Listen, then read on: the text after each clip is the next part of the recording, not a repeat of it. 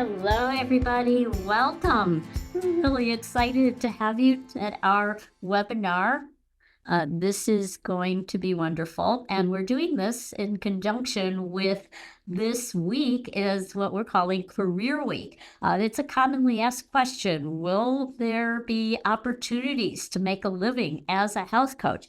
We're going to address those issues and share some tips, some strategies, some ways that you can be very, very successful in this absolutely growing field. Every day, almost, I see some announcement about not only the effectiveness of health coaching, but also the growth of health coaching. So we're happy to have you. And if you are new to our FMCA community, I know we have some people here who have just enrolled, and people in our alumni program have joined us, and current students. So I'm going to turn it over to our very special guest today, and I will let her introduce herself. But she is a big supporter of FMCA and health coaching in general, and how to make it work as a health and wellness coach. So I'm going to turn it over to Hailey Rowe. Take it away. And I'm going to go off camera. All right. Well, thank you so much for having me. I'm excited to be here.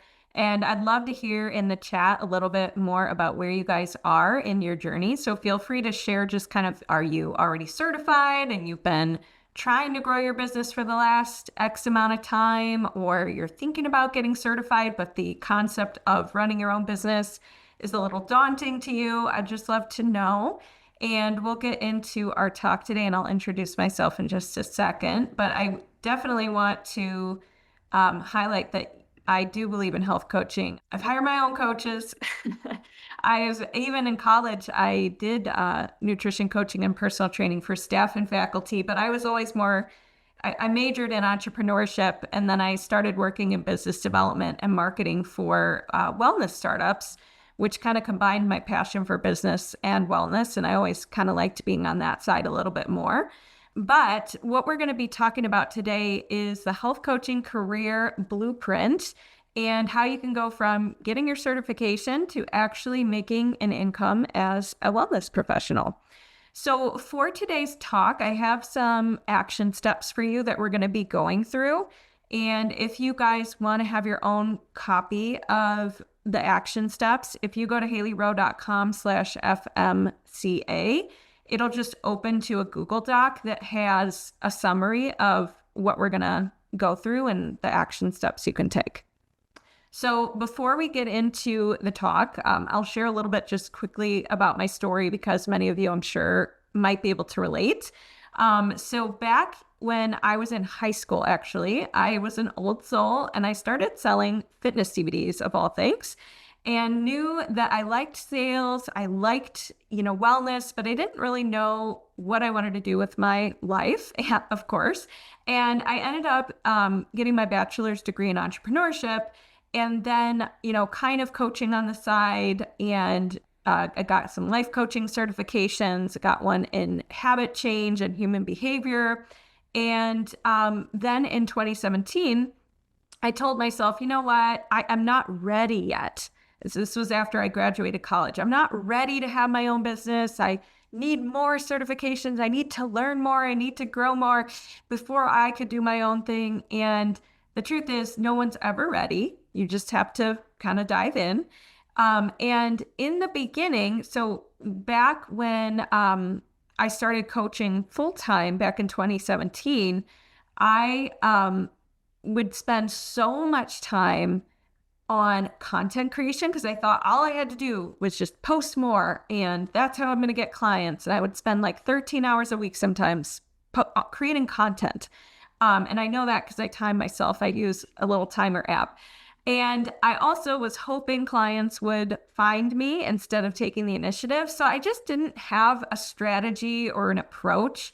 And I knew if I was going to be a full-time coach that I needed more structure and more predictability in my business. And working in the startup world really helped me learn marketing, sales, copywriting, all of that. But I also invested in mentors. I really did try a lot of trial and error until I got the basics down. And I finally was able to make this a career, and it has been since 2017. But it's been a journey. And the one thing that I would share with you is that in order to make it work, you have to be consistent with marketing. And in order to be consistent with marketing, you have to know what to focus on, right? And so today we're going to be talking about the 4 steps to client attraction, or what I call the 4 steps to cash flow, that you can use when you graduate your certification. So you're not spinning your wheels, you're not stressed out with launches that, are things that you don't want to be doing. Like if you're not into social media marketing and you want to take a different approach, the approach I'm going to share with you today is flexible, meaning you can apply it to whichever marketing channel or platform or thing you want to do. So before we get into that, really quick, my name's Hailey Rowe. I'm on Instagram at Hailey_Rowe.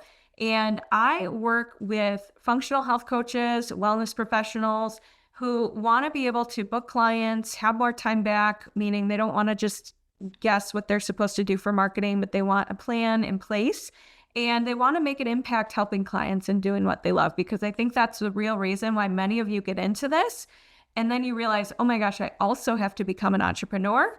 And it is possible to learn these skills. So we'll go through that. But the other thing is I'm grateful to have had Sandra on my podcast. I have a podcast called Health Coach Nation, and have been named as one of the top 25 coaches in Chicago, and a bunch of other things that have happened throughout the years that I'm very grateful for as far as recognition. And it wouldn't be possible if I didn't take the step, put myself out there. And I want to encourage all of you to do the same, because it is a really rewarding career if you can really get into coaching and do it full time. So the agenda today is to talk about why starting a health coaching business isn't as scary as you think. We're going to talk about how to simplify client attraction with my 4 steps to cash flow. And then I'm also going to include or show some real examples of conversations and relationships that can be built with your marketing, that can lead to email subscribers, discovery call bookings, and partnership opportunities, because all of those things lead to more clients. Okay, so why is starting a health coaching business not as scary as you think? Well, what a lot of people think when it comes to starting a business is that they need to have the perfect website, they need to have a very complex email funnel, they need to be on their phones on social media 24/7, they need a business degree, they need marketing expertise. And I will say you do need to start learning about sales and marketing to make this your full-time career, but you really don't need an extremely fancy website, a really complicated funnel, to go study business for 4 years. You really don't need that. What you need is to be able to have a way to communicate what you do and how you can help people. You need something maybe simple that explains what you do. It could be as simple. My first clients came from me having a PDF that explained what I did and offered a free call. So you don't need a fancy website for it to work out in the beginning. And you can always reinvest in having a website as you start to work with some clients. But what you really do need for the business as well would be conversations and relationship building skills, which you guys are building anyways in your coaching certification program. You do need to have a system, which is why we're going to talk about the 4 steps of client attraction. And you need coaching skills. If you're good at coaching others, a lot of running your business is going to be coaching yourself by asking yourself solution-oriented questions, evaluating the things you're doing for marketing and sales, and asking, what could I do better? What could I tweak? Things like that. And you really do need a willingness to learn, because there is a lot to learn. But if you have these traits and you're willing to, start messy, meaning I don't need the perfection of a website, I don't need everything to be automated in the beginning. Like, you can get started and you can make your first 10K without having any of those fancy things. So many of you, like I said, are already learning business skills by learning health coaching.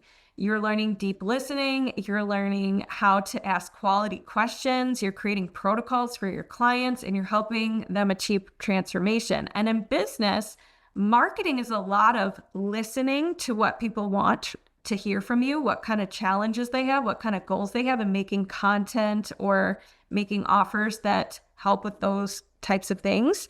It's a lot of sales conversations. So if you're good at asking good questions and diving deeper and coaching someone through their limiting beliefs or their maybe, objections or things like that, you're going to do well. And if you're creating protocols for your clients in your business, it's going to be very similar, where you're going to have to create what I call a business protocol for yourself. And one of the things that I recommend is like setting, and we'll maybe go through some examples later, but setting, here are my weekly targets for marketing and how many posts I'm going to do, how many newsletters I'm going to send, or how many collaboration pitches I'm going to send, things like that. So creating a system for yourself to follow so that we have something to evaluate and keep refining. And of course, you're going to need to be able to deliver your service, which FMCA gives you, how you can onboard a client and probably some resources you can give them and things like that. So you have a lot of what it takes. And every coach is going to start somewhere. And I know it can be daunting, but one of my clients, Danielle, she was a holistic health coach.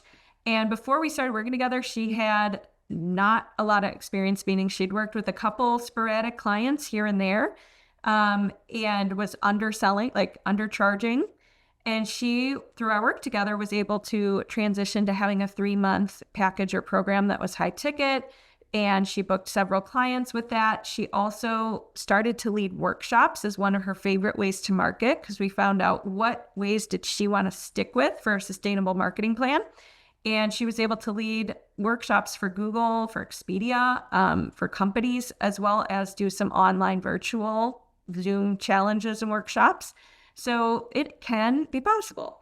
So now let's talk about what are these 4 steps to cash flow. And feel free to put in the chat any, just on the topic of it being scary to start a coaching business. What are you scared of? Feel free to share in the chat, like scared of, people judging you. Are you scared of not knowing the steps? Like what's kind of freaking you out about it? And maybe during the Q&A, we can coach more on that. But let's go through the tactical part now. So what are the 4 steps to cash flow? Well, in any marketing channel or approach that you pick, you're going to move someone through 4 steps to go from being a stranger to being a client. So the 4 steps are connect, engage, pre-offer, and sell. So what I mean by that with connect is we first need to find what platform or local place in your community or online place are you going to be visible to your target audience? And we want to decide that based on where we think they hang out. So we do want to think about who do you want to work with as a health coach and where do those people hang out? And we'll go more deep into that in a second. But the second step is to engage people. So this is where we ask an intentional question and we want to get clear and hear what is useful for our audience. What do they want to see from us?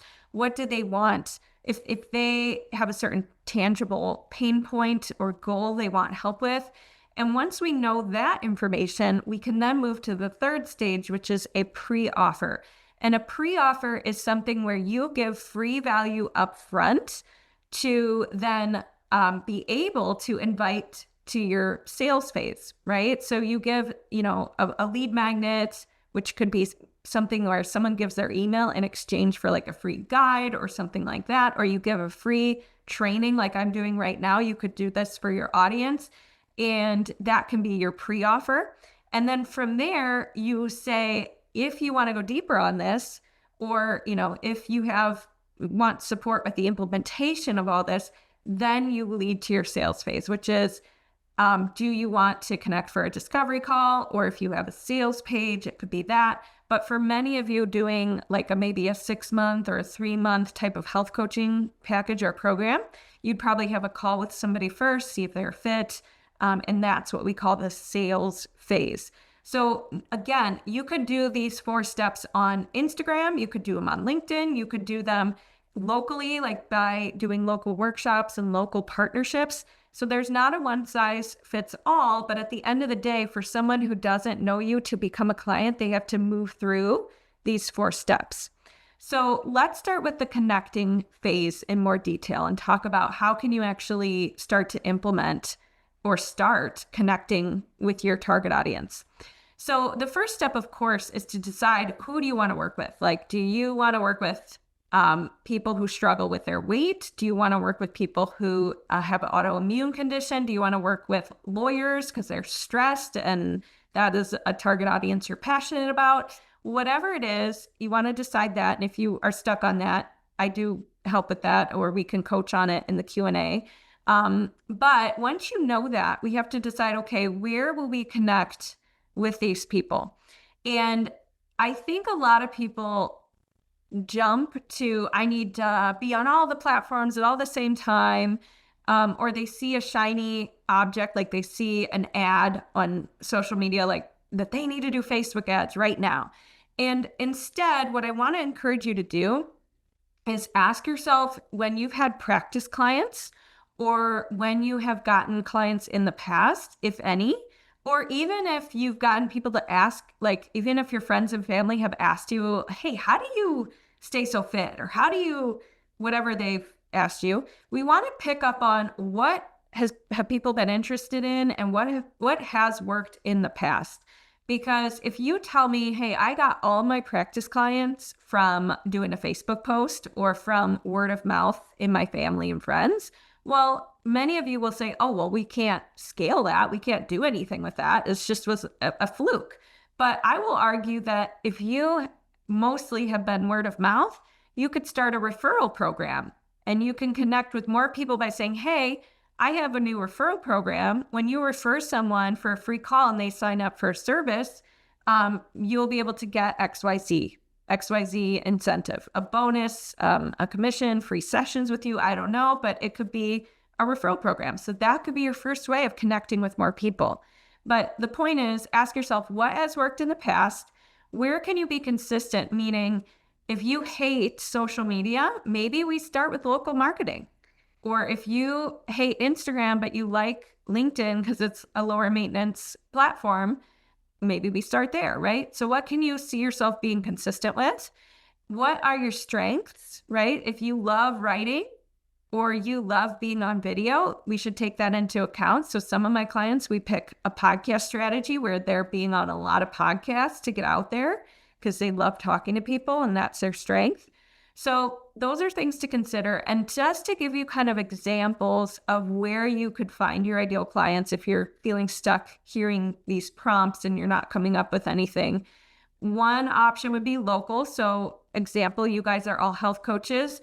Could you partner with a chiropractor? Could you partner with an acupuncturist? Could you connect with a med spa and, you do the inner health and beauty and they do the outer health and beauty? But local is one option.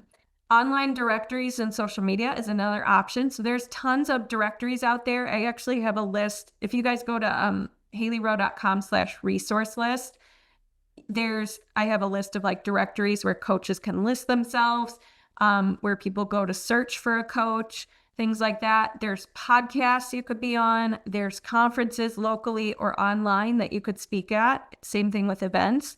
You could go to networking groups. Or like I said, you could start a referral program with your, network and let people know about it. And the thing with connecting, since this is kind of the first step where people are getting to know you, if you're ever doing any personal connections, meaning you are you connecting with your LinkedIn followers or your connections or your Instagram followers or something like that, we want to keep it short. We want to keep it invitational, like meaning we're not trying to slam our link down their throat or anything like that. And we don't want to cram our entire life story into one message, right? So just to give you an example of what we call like a value first approach, it's typically pretty simple to start connecting with people. It's something like this picture is an example of what I sent to somebody who was a connection on LinkedIn, meaning we were kind of like how you have Facebook friends. It's like on LinkedIn, you have connections, right? So this was one of my connections. And I said, hey, I'd love to connect. I work with many in the coaching field, and it's always great to meet others in the industry. She responded. And then when we engage in step 2, I'll show you how you can ask an intentional question to find more information out about the person you're talking to. But for the connection part, we're just trying to show people we exist and connect with them on a personal level. Now, here's another example if you want to connect with people. Let's say you want to do collaborations and partnerships. This was actually a message I got from someone on LinkedIn who reached out to me, and he said, hope you're well, came across your profile, saw we had a few mutual connections. I enjoy connecting with like-minded business owners and thought I would reach out to connect. I look forward to chatting further. So the thing about this message is, what I like about it is he found that we had mutual connections. So we had something in common. And he said that, he wanted to further connect. And what I was able to do was look at his profile, see that we had some crossover, see that we both have podcasts, and say, oh my gosh, we both have podcasts. We both work with business owners. Would it make sense to do a podcast swap? And we did. And in 3 messages, it was like already a collaboration. So it's not as daunting as you think. These are just normal human conversations you can have with people you meet on social media. And ideally, if you have something in common with them, like you have mutual connections or you guys are from the same town or something like that, that's even better.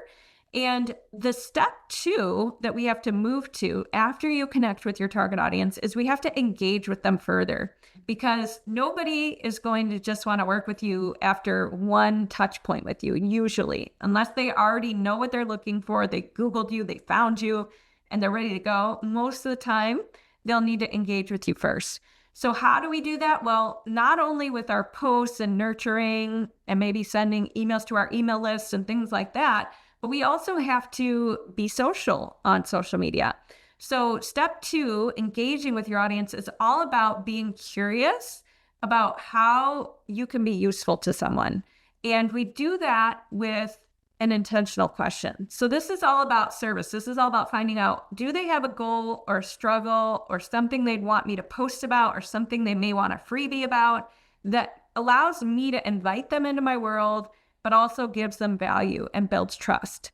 So the engage stage is where we lead with curiosity. And one thing I'm going to encourage you guys to do, both in your posts and when you're having private conversations with people, is to test different intentional questions.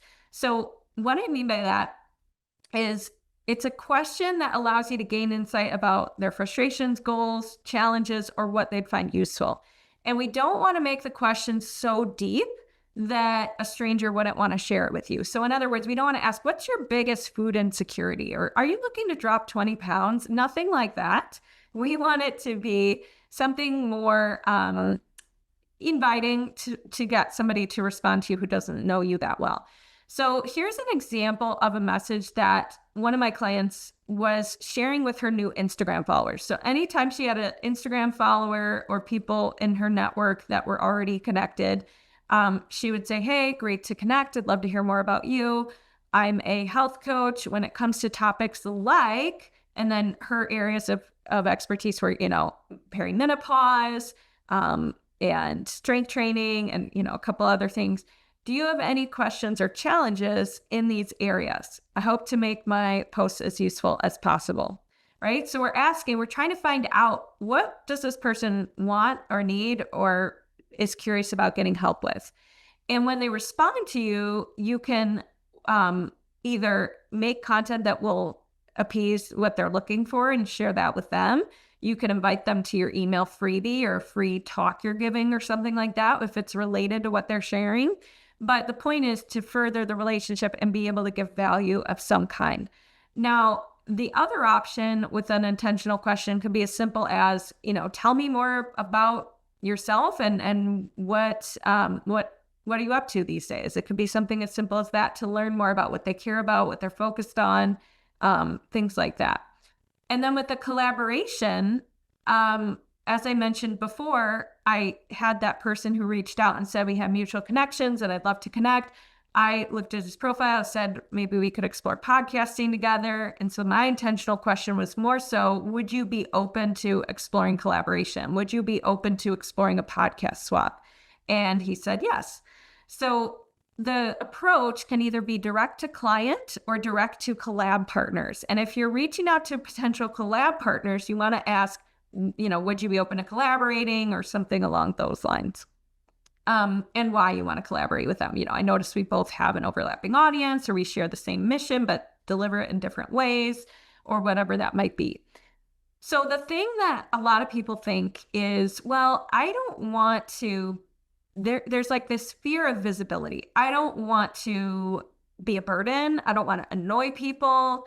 And the thing that I share is when you're permission-based, when you ask intentional questions, when you are sharing value in your social media approach, being social on social media actually makes you more memorable.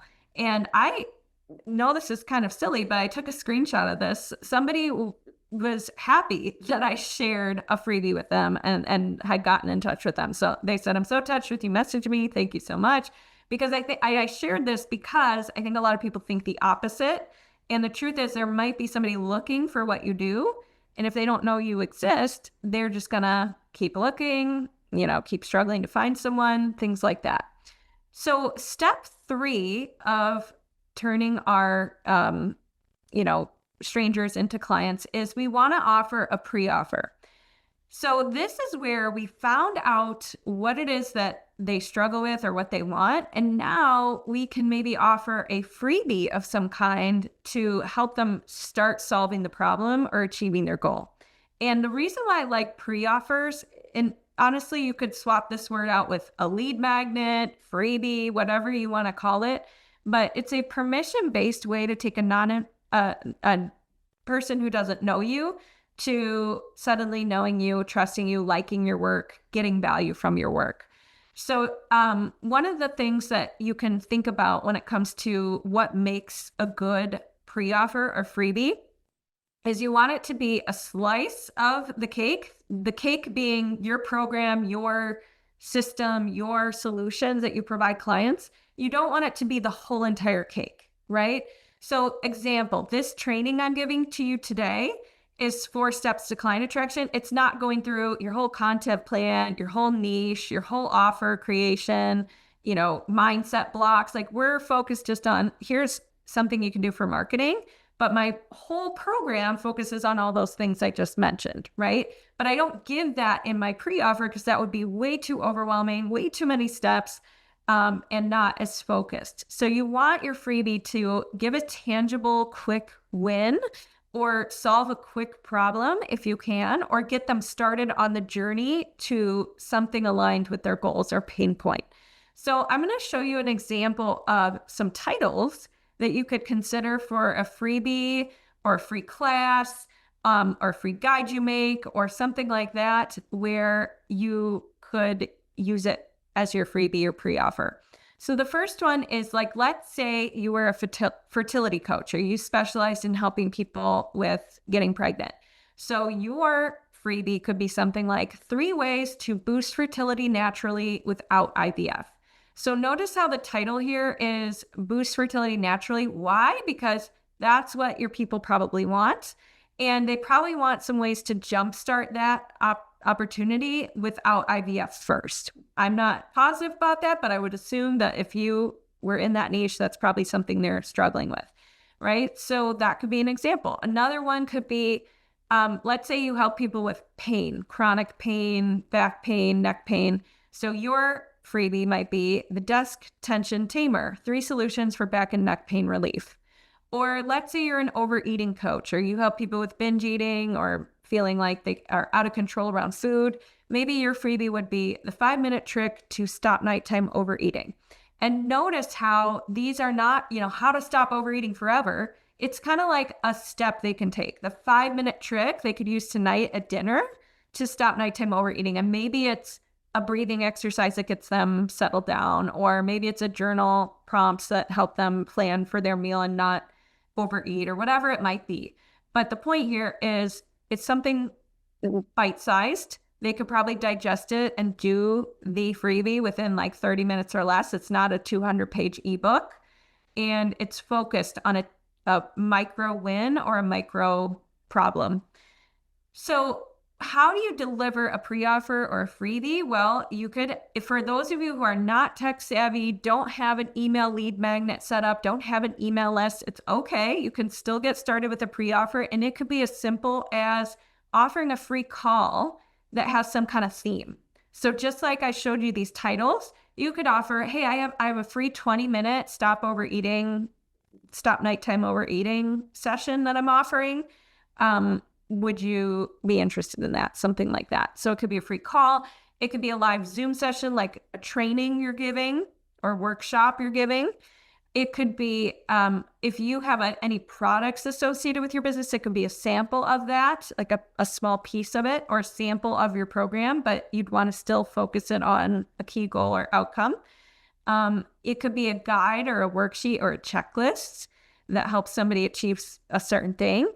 Or it could be, if you guys want to have a Facebook group where you nurture and you give a lot of tips and you go live and you do stuff in there regularly, it could be as simple as saying, join my free Facebook group, and you can request in the welcome questions of your Facebook group their email address if they want to, get your newsletters or things like that. So it doesn't have to be complicated. It could be something where they opt into your email list. That's totally fine. But if you're just starting out, I wouldn't let that delay you in getting your first clients and getting your first interactions with people. And you can go with the call option if you need to do that. So other ways to promote your pre-offer. What happens once you have a pre-offer? Well, you're going to want to share it in relevant posts. Like if you're doing a post on social media where you can tie in your pre-offer invite, that's great. You can share it in your Instagram stories. Like you could talk to the camera and say, hey, I got this new freebie. It's to sharing blah, blah, blah. Message me if you'd like a copy. You could share it in forums. So if there is, a Reddit post or something where somebody's asking a question about, I'm really stuck with back pain, what should I do? You can mention, hey, I have a free back pain guide. Message me if you'd like it, or feel free to get in touch, or I'm on Instagram at blank, blank, whatever your username is. But also you can share it when it's relevant, when you're having conversations with people that we talked about earlier. So when we talked about connecting with your audience and engaging with them with an intentional question, if they reply to you and they say, yeah, actually one of the things I am wanting to see content on, or I'm struggling with, is blank, and it's related to your freebie, you can mention it there. So the goal here is to have a great pre-offer because it leads to easier sales. Why? Because it allows people to see, oh, this person has my back. They can help me. And these are screenshots from clients who've had good pre-offers. One of them got 5 strategy calls within 2 days. Another one got a lot of visitors on their website signing up for their masterclass because their freebie was a masterclass. So there's different approaches.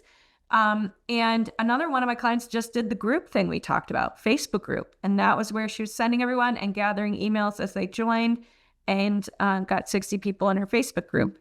So with that, what happens next? Many of you probably wondering, okay, I gave a freebie and somebody liked it, but where do we go from there, right? So once somebody gets your freebie, you have a couple options. You can either, if it is something where they give you their email address in exchange for the free guide or free gift or whatever, you can then send follow-up emails that invite to your sales process. So yes, we did the freebie, but now I want to invite you to this opportunity to get customized support, and here's why, and here's the benefits and all that kind of stuff. So it could look like that. Or it could look like an invite to a call. So let's say you sent your freebie to somebody who was struggling and they shared they struggle with back pain. You gave them your back pain guide. And now you're saying, how did it go? And would it make sense to connect deeper? Are you looking for customized support with this? We could connect for my free discovery call, if so, or health assessment or whatever it might look like. So that's kind of the transition, is you either have follow-up nurturing emails that start to invite to your sales process. You have a personal invite if it was a one-on-one conversation, or you could do something like having a webinar or a live training or something that's more official where you're going to give a talk and then you're going to share your offer and how it works and how they can book a call with you. And the thing that I think a lot of people get tripped up on is they think selling has to be pushing or convincing or saying, hey, you need to go to my website and buy. But what we need to do is ask. It's more of an invitation. So I always say, like, be a normal human and say, how did the free guide go for you? Not sure if this resonates, but I do offer free discovery calls to share, how we could customize a plan for you. Would it make sense to do something like that? Right? Like questions instead of you need to book this call. Here's a link, right? Now, last thing is going back to that referral program I mentioned at the beginning, because I do really think it's a low-hanging fruit for many of you who are starting out. You don't have a big audience, but maybe your practice clients have been in your network, friends, family, coworkers, things like that. Having this referral program might be a good way to start. So something along the lines of to past clients, sending them something like this could initiate more sales for you.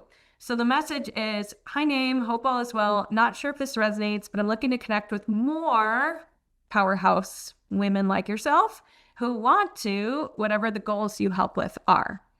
And I'm providing my freebies and content to more people. Do you know someone who might find it useful to have a free and either share your pre-offer, like my free back pain guide or whatever it is, or a free call with you, or your Instagram account, join my Instagram account or my Facebook group or whatever. And then you can mention your referral incentive if you want to have one. So, if you do know someone and they do enroll in a service later on, or, after their call with me, you'll get XYZ. Let me know if there's any ways I can support you as well. If it was a message to another person who maybe is a business owner or something like that, you could include that. You don't have to include that. You can personalize all of this and make it your own language. But the point is, maybe that's a good place to start for many of you. So just to kind of share this, what happens when you do invite to the sales phase and you don't see it as I have to convince or I have to slam a link in the first message down somebody's throat, and you've moved through the 4 steps of client attraction. These are screenshots from my clients. Some of them have booked many discovery calls from their approach with their pre-offers. One made their first 10K net, things like that. So just to recap, the 4 steps of client attraction are connect, engage, pre-offer, and sell. And what I want to ask you guys is, what questions do you have? And where do you feel like you're going to struggle with implementing this or figuring out your niche or whatever step you're stuck on? And the thing I want to also encourage, because many times we go to a workshop, we get super excited, we learn, but then we never really implement. And so I want to invite you to step into entrepreneur mode, which is not wantrepreneur mode, which is basically, I'm going to keep learning, I'm going to keep consuming, I'm going to keep posting and hoping people find me, and you end up burning out. But I want to encourage you to actually make a plan for yourself. Use the worksheet I gave you at the beginning of this to take the steps listed on there. Stop consuming more information and start implementing before you allow yourself to consume more information. And if you want more help with this, if you do want to go on more on a personal level, there's 2 free things I have for you. One would be, if you do want to book a free call with me, you can.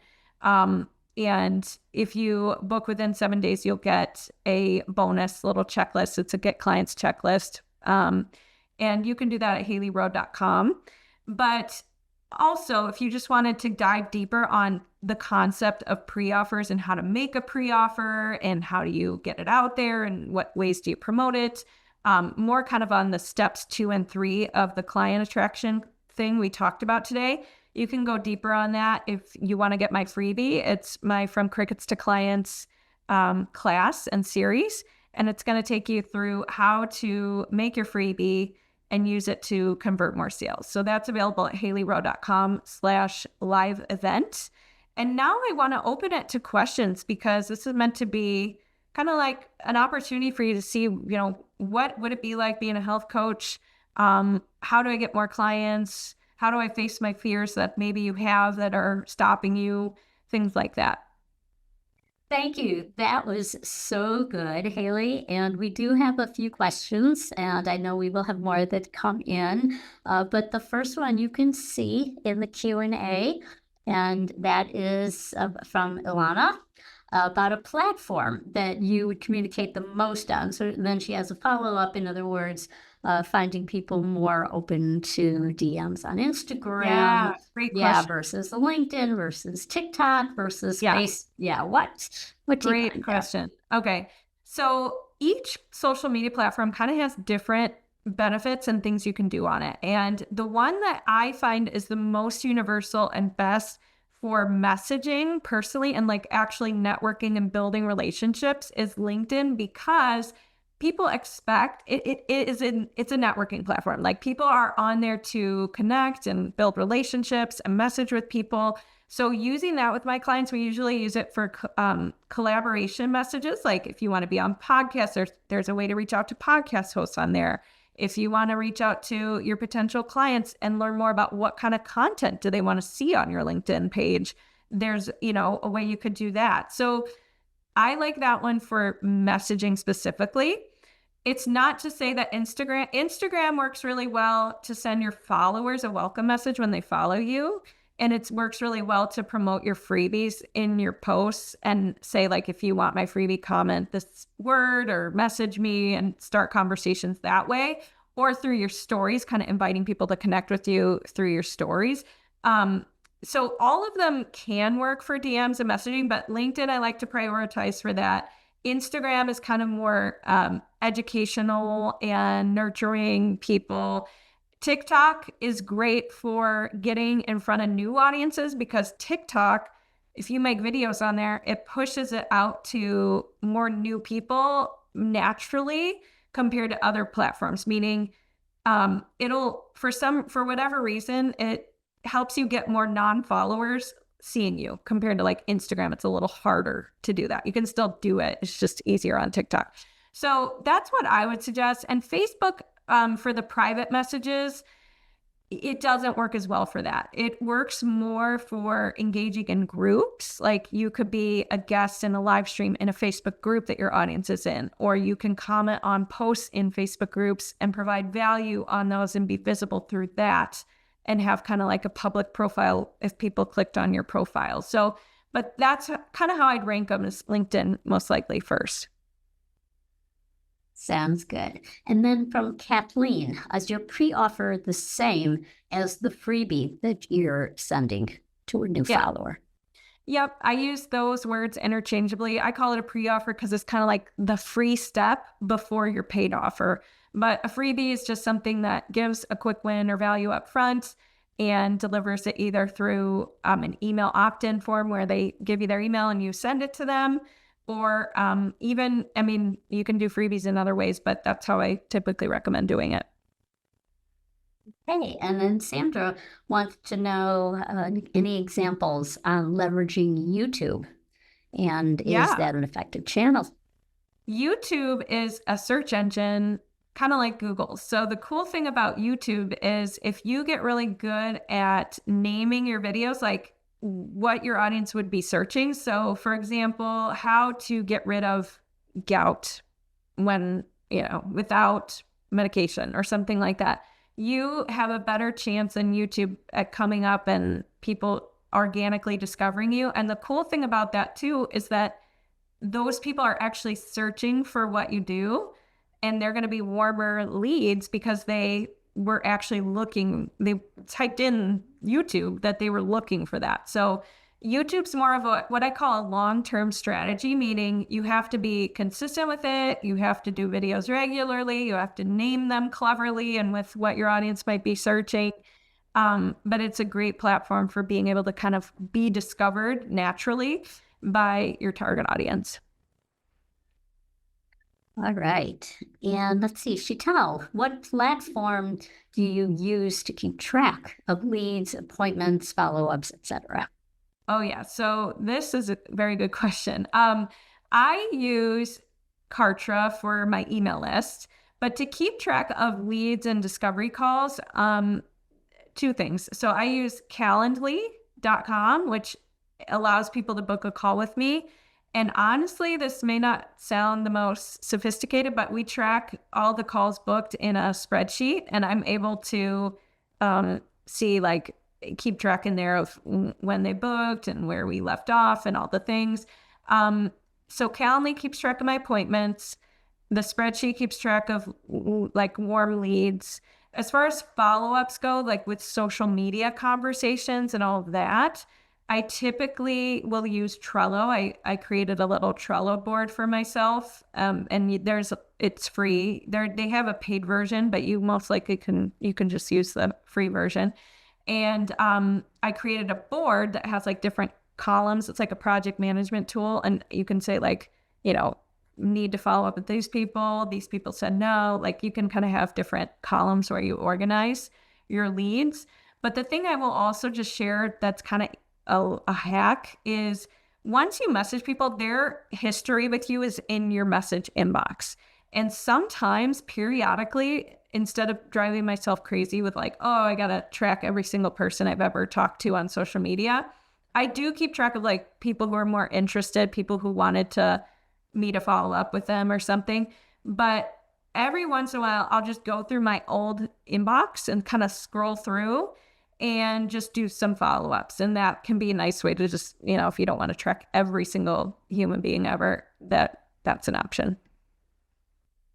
Sounds great. Yeah, that's a great idea. I love Trello, by the way. Yeah. I use it for personal things as well. Like my year after year, my Thanksgiving menu, and I store recipes connected to that. And so Alana wants to know, can you please explain how practice clients work? How many do you suggest we have, and how long do you usually work with each one? Yeah. So the practice client concept, usually if you're in a coach, and I don't know, maybe Sandra, you know more about this than I do, but typically when you do a coaching certification like FMCA or whatever it is, they have a phase of the program where you can work with clients for free to get practice hours. And sometimes you need a certain amount of practice hours to get certified. So I'm just very familiar with that because many of my clients who've come to me, they've either finished up working with their practice clients and now they're ready for paid clients, or they feel they need more practice and experience and they want to offer some free sessions with practice clients. And so what we'll typically do is offer something like, 3 free sessions, 1 hour each or something like that, in exchange for a testimonial at the end. So there's no kind of rules about, it needs to be a certain amount or whatever. And honestly, if you are certified and you're ready to go, you don't need to do practice clients. You can just start working with paid clients. But it's an option for people who maybe want more experience and want to get some maybe testimonials and things like that. Yeah, many of our students, as they're preparing to graduate, they will have clients that they are working with and they're not charging a fee. And if they are electing to go through the National Board for Health and Wellness Coaching to become board certified, the board requires 50 hours that they must log. And so many people will coach on a pro bono basis to gather those hours. And I usually recommend that they have a time that's very clear in their agreement that as of such and such a date, then that there will be a charge. And so many people do elect to renew and continue on a pay basis, or they may stop seeing that coach who is not charging them, and then another issue may pop up in their life, and they may hear from that person even a year, 2 years later, hey, I'd like to engage your services on a paid basis. Nice. Yep. And then Edgar asked, which platform do you use for a specific protocol for a clientele and follow-up objectives? Okay, so yeah, same thing. Trello is a really good one. I use that with myself and a lot of clients. A Google spreadsheet can also work. But the other thing to ask yourself is, what are you going to be able to stick to? So if you are not a spreadsheet person and you want to just start by using your phone notes in your iPhone, like the little notes feature thing, is it that fancy? No, but will you have it in front of mind and available at all times on your phone? Sometimes. that's the best way to start before you go into something more sophisticated. I wanted to comment on something you mentioned earlier, and that is local connections. And I thought back to when I was working as a health psychologist. I did a lot of collaborations. One in particular that stood out, she was a plastic surgeon. And I didn't really know her, but got to know her. And as a result of that collaboration, we were doing events together, and she had a storefront office, and she invited me, as well as I think there was a yoga teacher, and we each had our little segment to do a presentation. So it was a nice evening where she had beverages and snacks, and then I was able to talk about what I do, have my business cards there, had a free workshop that I had a flyer about. At that time there was no internet or social media to speak of, but it was just making those local connections. And at another time, the Chamber of Commerce. Most communities have a local Chamber of Commerce. There are people who are involved in business in the community. So sometimes that can be a good way, or just, the old-fashioned networking events. But I always like to tell people, even, telling everybody what you do, and somebody who is part of the parent-teacher organization at your child's school, for example, and then they'll say, "Oh, do you have a card?" So then you just never know where those connections will be made. Right. Totally. Okay, another question came in. Let's see. How long do you think it might take to become a certified health coach? Well, I can answer that. Our program is a year, and then you can start gathering those hours if you want to pursue national board certification in the latter part of your program, of your time with us. As soon as there's a practical skills assessment, and as soon as you are through that process, then you are ready to begin coaching. And so it really depends on you how long you choose to gather your hours. Some people do it quickly and take that exam right away, and others may extend that time. And then there's another one. She wants to work to become a longevity coach. Can you comment on that? Love that. Yeah. So I think the thing with longevity is to think about what kind of goals, why do they want longevity? So in other words, rather than just saying I'm a longevity coach and I help you live longer, you want to connect it to so that they can keep up with their grandkids, so that they can, be able to do the type of activities they love, like working out and all that kind, like if they're into certain sports or things like that. But I love the idea. And I do think that there's a whole, you would do really well collaborating with some of the podcasts about like biohacking and the conferences. There's longevity conferences these days. I know one of them's called RAAD, like RAAD. So yeah, I do think there's a market for that. Absolutely. Okay, and then Edgar has a follow-up question regarding experience with, I'm not quite sure what you're referring to. Can you address that regarding that particular market? I'm not sure I know market? what that is either. Yeah, I'm sorry, Edgar, if you want to say what that is, or maybe explain it in another question. And then once the strategy discussed is applied, how long does it take to build up the practice? Mm-hmm. So it can be anywhere from, I've had clients send out that referral message I showed you, and they got a client within 6 weeks. But then I've had other clients who maybe it takes 3 months because they're they don't have an offer yet. They haven't even set up any of the legal stuff. They kind of need to do some of the foundational stuff. So what I would suggest is know that it'll take the amount of, the number of offers you make minus the no's you get equal your results. So the sooner you can start getting out there, meeting people, sharing what you do, offering your freebie, making offers to help people and meet many people, the faster you're going to be able to grow. Absolutely. I totally agree with that.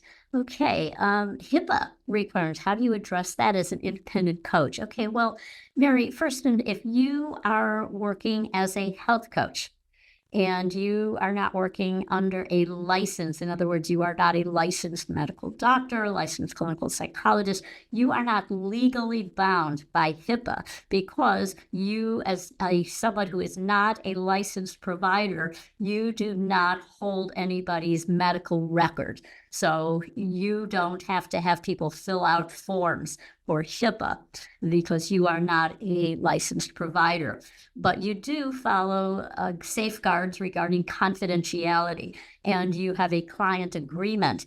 And as a student of FMCA, you learn, you have templates that we provide that show you how you have an agreement. And in that client agreement, you would state that sessions are confidential. But legally, you are not bound by the HIPAA laws.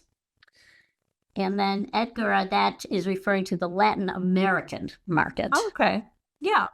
So I actually have a client right now who helps with like gut health and weight loss and things like that. And she is Latina, and that's her niche, and she helps that community. So I think you were asking if it's a good market, and it's definitely a potential market for sure. You want to, and actually one thing I can add to that is when you're trying to decide a good market, you want to think about, first of all, can you find them? So are they findable? Can you search them on social media, or are there organizations that have those people, or are there Facebook groups that have those people? You want to consider, do they have purchasing power? So I will tell you one market that's real tough is like teenagers, because their parents are going to be involved and there's hoops to jump through and they don't care about their health yet. So you want to make sure there's some purchasing power. And then you want to make sure they have a key pain point or goal that is so, that's big enough that they would want to get help. And the last thing would be, are they a growing market? Or is it something that's like trending and not going to last? So those are kind of the criteria to consider if something's a good market or not. Okay. We are going to take a few more. And regarding HIPAA compliance, I would check because things are constantly changing. Zoom, for example, has a HIPAA compliant platform, and so you would make sure that you are maintaining that confidentiality, but I would just do that you do your own due diligence regarding these various devices and ways of keeping records. There are programs that are developed just for health coaches that are HIPAA compliant. Okay. Let's see. Sonia is a holistic chef and wants to combine health coaching. Yes, we have graduates who do that. So, and let's see. If you are culinary coaching, will those hours count towards board certification? So if they are coaching, if you are doing a demo of a recipe, then that would not be because you're engaged. That person is not engaging you for health coaching. But if they are a culinary client and you are engaging in health coaching, then yes, that would qualify. Right. And then there's a couple more, and then we will end because we are running out of time. This has been incredible. But how would a health coach answer the question, what does it look like to work with you? Yeah. So typically at that point, you'd want to say, I'd love to go through how it works and what it looks like. Would you be available this time or this time for a free health discovery call?